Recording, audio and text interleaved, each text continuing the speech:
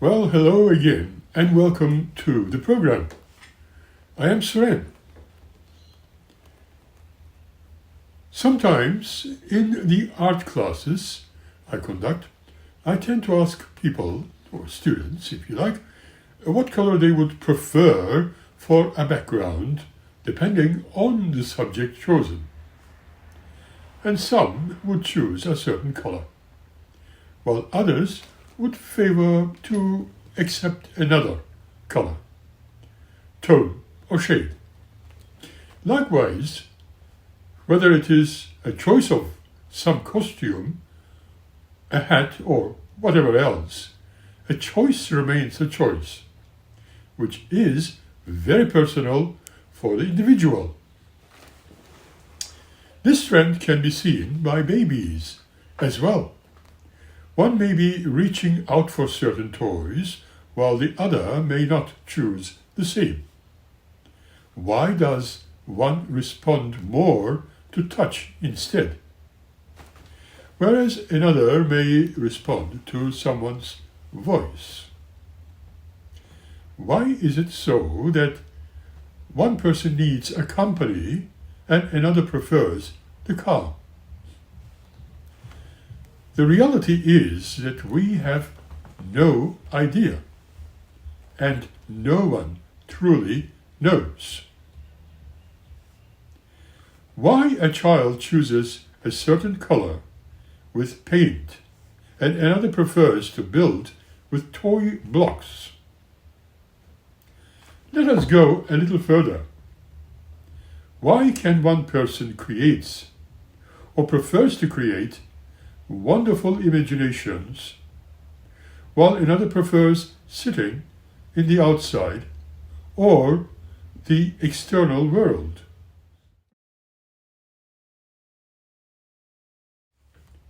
Nobody truly knows, but as we observe children who are encouraged to follow their own interests, actually learn a lot more and retain that what is learned much better, becoming even more creative and have a more durable self-esteem than those others who are being motivated by rewards, punishments, or competitions with the other children. With the adult folk, some absorb the information better by just hearing than seeing it. Why are some people gifted at languages and the others are only interested in anything mechanical?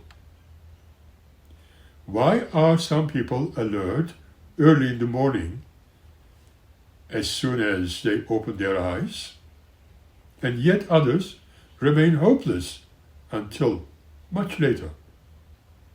Some are, as you know, also gregarious, and others remain very shy. Some sexually attracted to the same gender, some others to the opposite gender, and no one knows exactly why. But they have explanations of variety of all sorts. Some people whose feelings and preferences are totally ignored, while they are somewhat punished, repressed, ridiculed, and conducted into development of the situation. But it still remains there. Philosophers, scientists, and other observers tended to agree with Plato, who said, "The soul knows who we are from the beginning."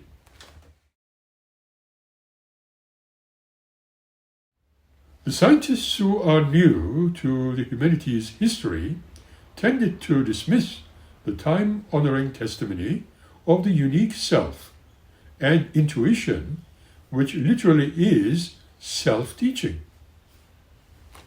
After all, these may not be readily applicable under all circumstances, and the situation defies analysis and remains hostile to the taming, quantifying, and categorizing the foundations of scientific thinking, and some of those skeptics, now jolted out of their hierarchical group-based assumptions by recent revelations, that the universe itself is a non-linear, chaotic balancing of overlapping energies in which it was put in the new physics.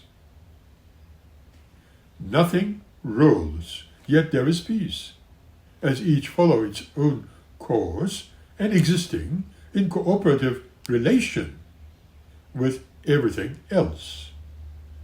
Just think about it.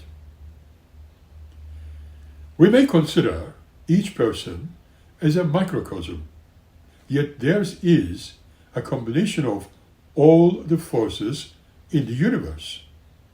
And so, we have a newfound ability to map the living brain, which confirms this view by showing us how context-sensitive in its workings and neural pathways are, and how it adapts to and is organically changed by different environments, and how inexhaustible the possible are gene combinations that produced each unique brain cell in the first place. Science is now beginning to acknowledge the existence of the genetically encoded mystery within each human being, and trying to understand the value of those methods of education and child rearing that honor the delicate essence of each human person. This way, they are very likely to produce more quantum leaps of science or science-based understanding. Whether it was Darwin's vision of a human tree, which led to his theory of evolution, or Einstein as a 16-year-old envisioning himself riding a beam of light into the universe, and the core idea that led to his great paper on relativity 10 years later. René Debout, who discovered the first antibiotic, pointed out in the book The Dreams of Reason, it's those guesses that generally led to a breakthrough in theory. The modern scientific techniques have served merely to verify the theory and to elaborate its details. Education through individual interest is the heart of self-valuing methods, but as Gloria Steinem writes, I had never seen it in practice until I visited an elementary school founded by parents of children who had conducted, or rather graduated from, the child care center described in that book's chapter 2. Watching these children, she says, I finally understood how pleasurable and self-enhancing an education could be. It was the very opposite of conventional methods so well described by E. Goldman. Since every effort in our education of life seems to be directed towards making of the child being foreign to itself, it must of necessity produce individuals foreign to one another and in everlasting antagonism with each other.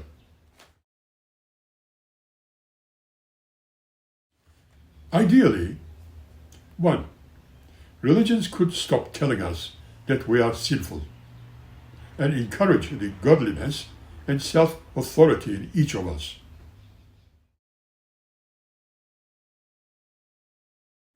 2. Business could depend on less titles and taking orders, and more on the satisfaction of work that is self-governed, rewarded, and well done. 3. Military could ask us to live for a cause, not die for it, and save their promotions for those who solve conflicts without violence. 4. Prisons could provide positive ways of showing individual worth instead of stripping inmates of all identity, without even the group pride that soldiers are offered in return. 5. Most of all, children could feel loved and valued from the beginning.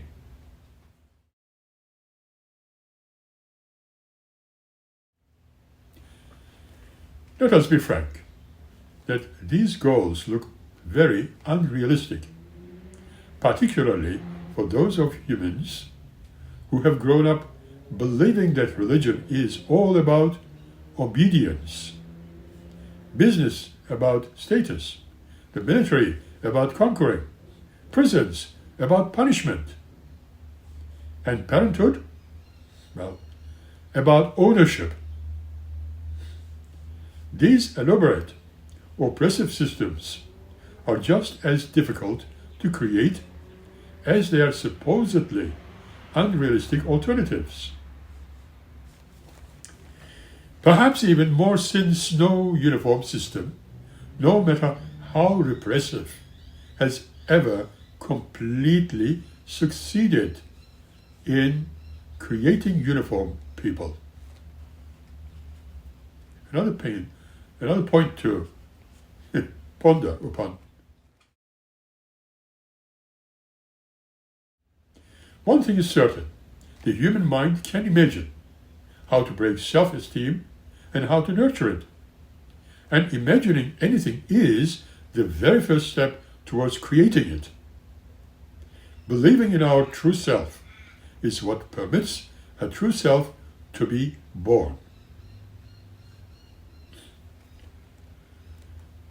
Once upon a time, Deepak Chopra said, "The unified field, vibrating at a high frequency, creates mind.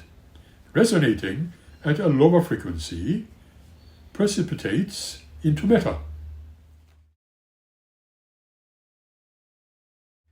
The muscular system and sinews normally send out the information to our minds, which are assumed to be anti-intellectual or even childlike, naive. In Western dualism, we discovered mind over matter, or mind over body, and thinking over feeling is emphasized. Mind was to remain ignorant or skeptical of the idea of psyche as the unified energy field, even when we understand the existence of body-mind link. The ones get the attention normally are more those in which the mind corresponds to the body.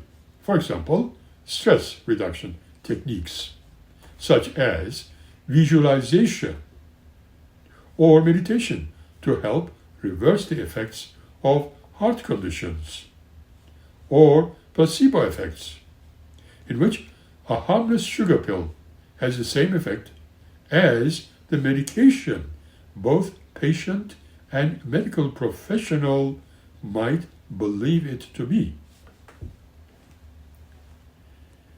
What gets downplayed or ignored is all those phenomena suggesting body-mind communication is a two-way street, and that mind change may begin with body change. Just like Gloria Steinem puts it, one may consider a few examples. Breath. The way our breathing is can influence our state of mind. In many other cultures, the word for breath indicates this knowledge. Qi in Chinese, or prana, just like pranayama in Hindi. In the current Western culture, we very rarely go further than acknowledging the importance of breathing. In sports and in childbirth, where special techniques are used in the pain management.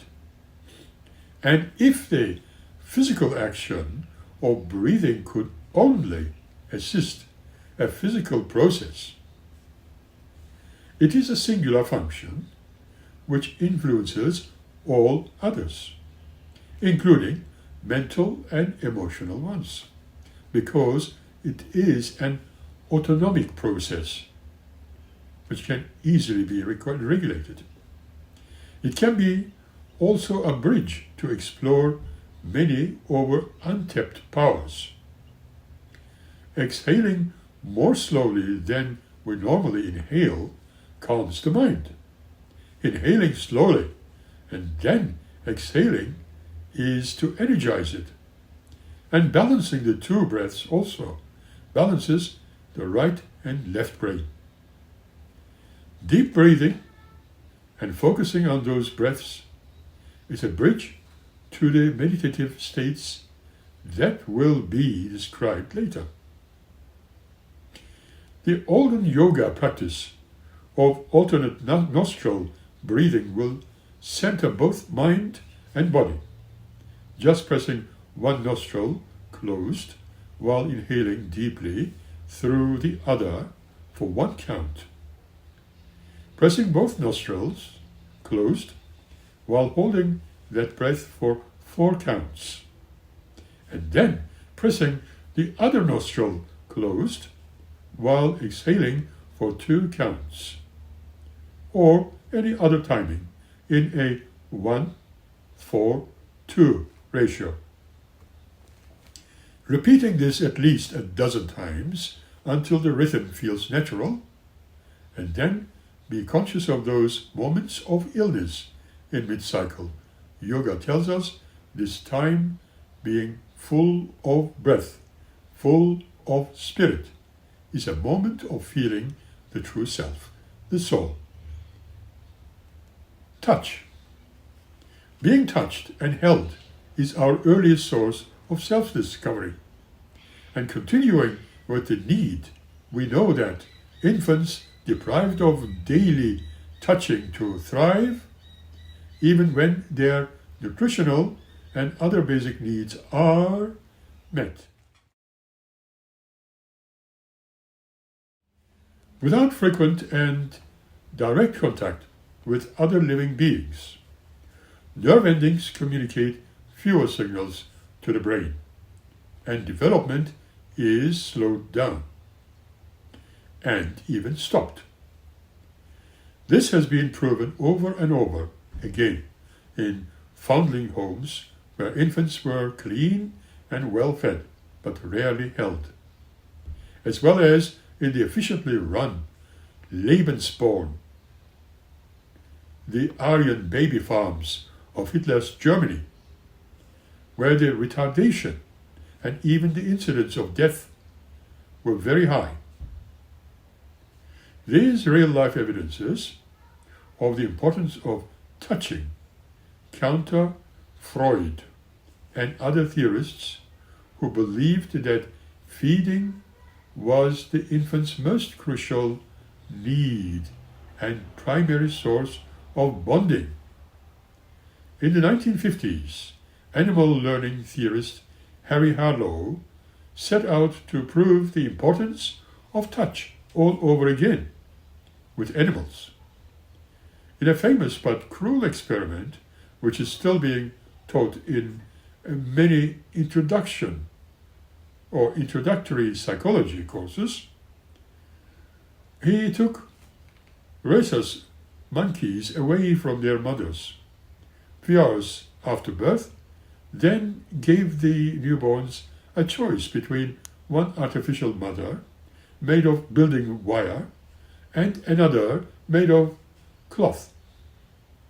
So great was the infant's need for warmth and comfort that even when the wire figure contained the only feeding nibble, they preferred the one made of cloth. Its softness offered at least a hint of the touch and cuddling they craved, though not enough to make them useful as breeders, as Harlow had hoped they would be. The science has begun to prove the importance of touch, with experiments in enrichment instead of deprivation.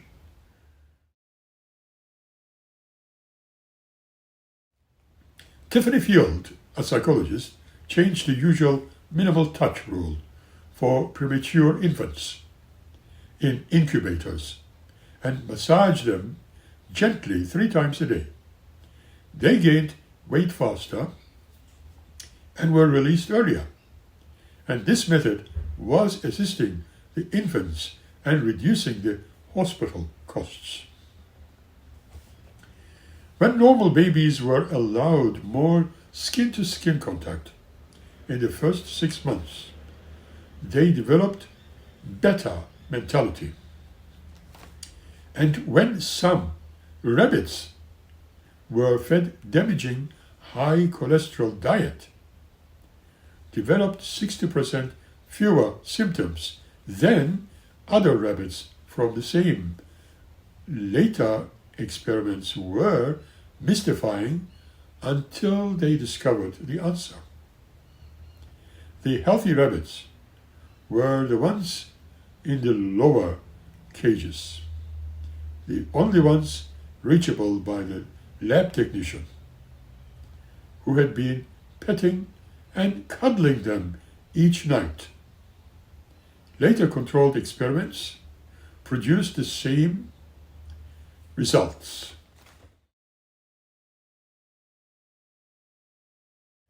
New techniques for tracking the development of the living brain.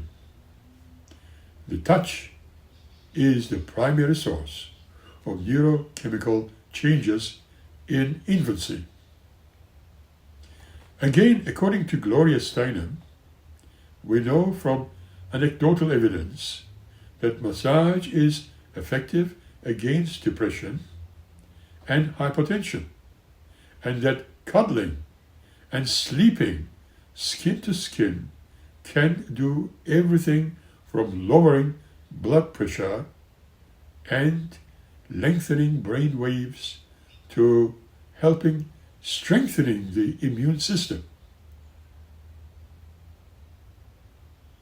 Sex? Well, orgasm and other forms of sexual expression are a source of self-affirmation that 2/3 of psychiatrists believe people nearly always or often lose their self-esteem when deprived of a regular outlet for sexual gratification.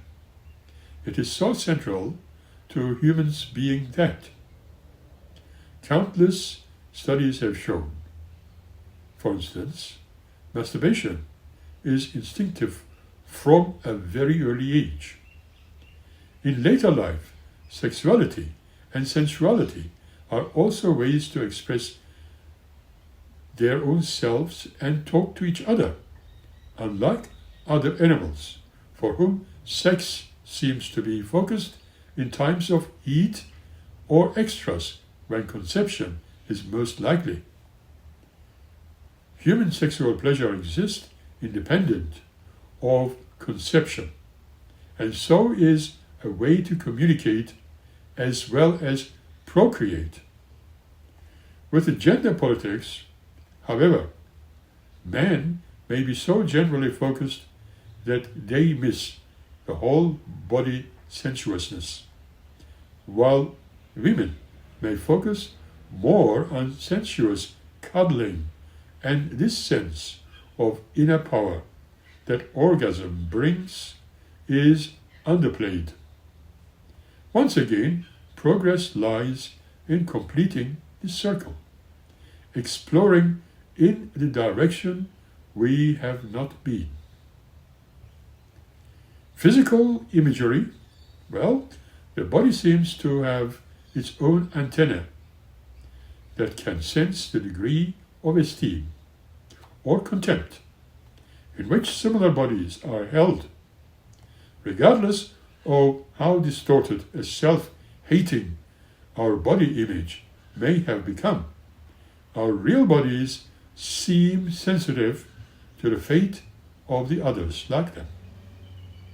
Think of the impact of Black is Beautiful or any comparable message on a group whose physical appearance, whether because of sex, race, ethnicity, age, or able-bodiedness, has been the key to devaluing.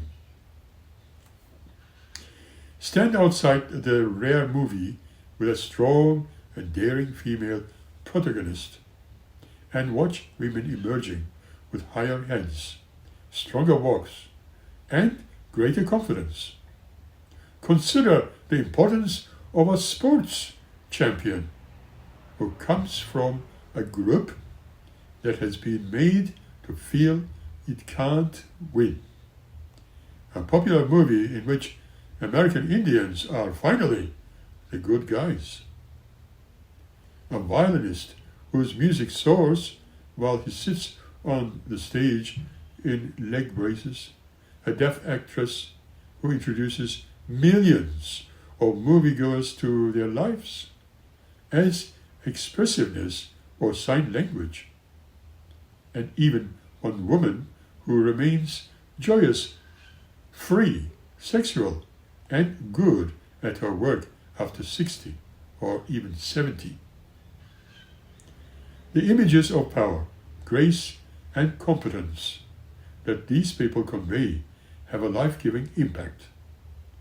Just as trivialized, stereotyped, degrading, subservient, and pornographic images of bodies that look like ours do the opposite, as though we absorb that denigration or respect through our nerve endings.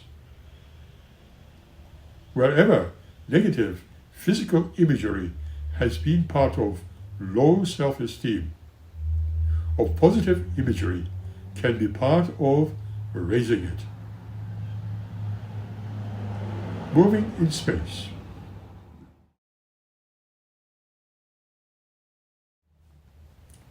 Freedom to explore our environment and develop our bodies' abilities is a link to intellectual development. We know that physical freedom in the earliest years develops spatial, visual skills that are important in mathematics, in many kinds of problem solving, and in what psychologists called field into independence, or the ability to think for oneself. Such skills are equal in boys and girls until about the age of 8, which is when girls typically begin to come on the more physical restrictions afterwards. The skills diverge slightly, the gap between them becoming especially pronounced when the restrictions of boys and girls' freedom to explore and environments also become more pronounced.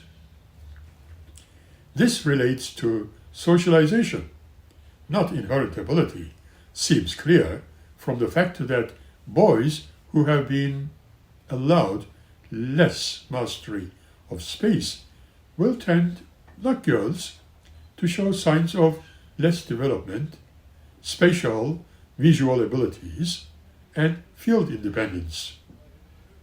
One study compared kibbutz-raised boys and girls in Israel with their counterparts in Western and other Middle Eastern countries, showed that the kibbutz children had the edge, presumably because they enjoyed more physical freedom. In another study of children's visual spatial abilities, Eskimo boys and girls whose culture allows children of both sexes a high degree of autonomy, including going on long hunting trips, showed no sex difference in intellectual skills. On the other hand, the study of the Temne culture in Africa, where females are more restricted, showed familiar male intellectual age. Cultures as otherwise disparate as a town in New England and Bantu-speaking society in Kenya, when they shared this gender-bound difference in freedom to master space, also shared gender difference in intellectual skills. Though there is certainly more than one cause for such intellectual differences, Susan Saget and Roger Hart, the two scholars who collected and evaluated these studies, concluded that the different opportunities given to girls versus boys to freely manipulate the environment mostly affect their cognitive representations.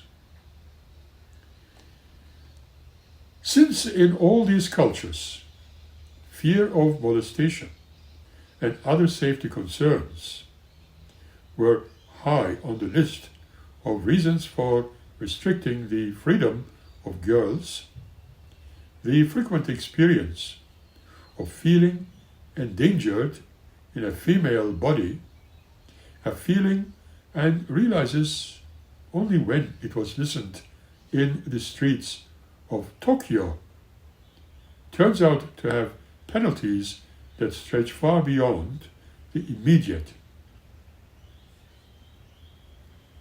Alison Stillbras points out in A Self-Respecting Child, compassionate, classical beast, and her years of experience with play groups, both boys and girls who are discouraged from developing their physical confidence tend to compensate by overvaluing words, by bossing or bullying others, or by preferring the company of adults to that of children.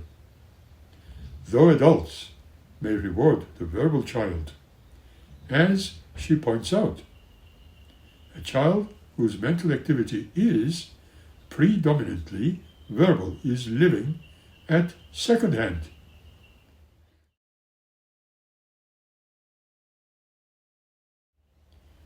There's a good news, and that is that remedial programs in physical skills seem to benefit less active children very quickly, as if they are potential, were sold up and waiting. When adults have a safe place to make themselves vulnerable, they also can return to this developmental broken place and restore an neglected physical skill. And more good news is that the redundant backup systems of the body and brain tend to compensate if any faculties are lost. And so, children move through space on crutches, or in a wheelchair, also develop spatial intellectual skills that another child does while running and climbing.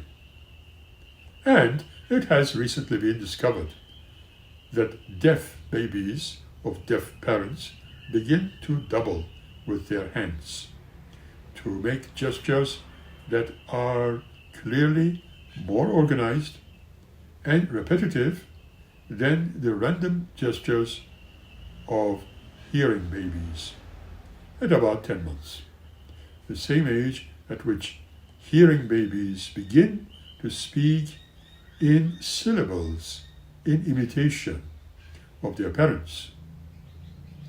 The point is to develop and value our bodily abilities wherever they are.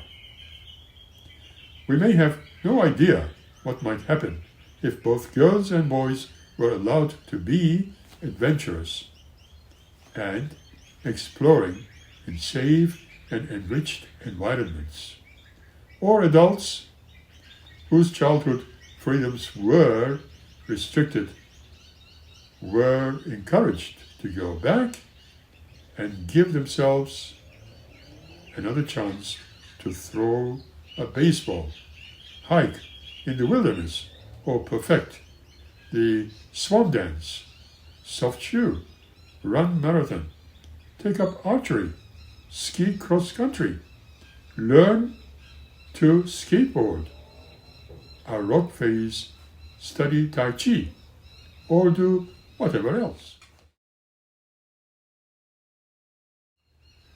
If we had a culture that nurtured the intelligence implicit in blood and bone from infancy, and we would not need remedial efforts, and there is no telling how far we might advance.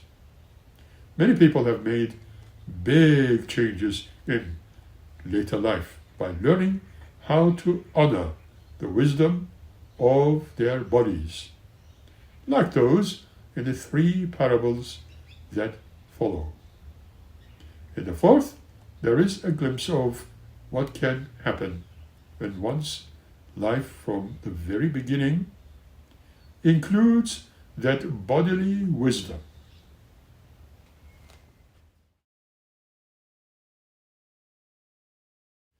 All children are born with a unique self, but some have families that require conformity. For some, it was the constant tension of their childhood, feeling different in a setting where difference was wrong. In a family that occupied posh houses, and eventually the governor's mansions, they felt more at home in their friends. Warmer, messy, less affluent homes. In a household that took pride in serving game raised on the family ranch, they may have remembered the animals' names and became a vegetarian. With parents too secretive to tell them that they had a half-sister, for instance, their father's daughter by his first wife. They were the children who were always curious. But through the imagination, they usually find refuge, their bodies still feeling bit right their desire for acceptance. We wear our attitudes in our bodies, as it was explained by a friend of Gloria. A Japanese proverb indicates a circle needs no beginning. Not many other ladies whose beauty makes others assume they need no help. Others may get more envy than understanding. Does it sound familiar? Just imagine now, what could we become if we had a whole body with all 5 senses in upbringing? ? If you like. Only the children of the future may know. But for this moment, as Gloria Steinem says, we have inspiring clue in the life of an anthropologist, Margaret Mead. She was encouraged from infancy by her mother to explore the world around her in every way. All they could imagine, those were part of Margaret's preschool life. Each night, apparently her grandmother talked to her about the day's events while she brushed the little girl's hair, giving her the experience of being treated as an equal. That is a sure theme in the childhood of many gifted children.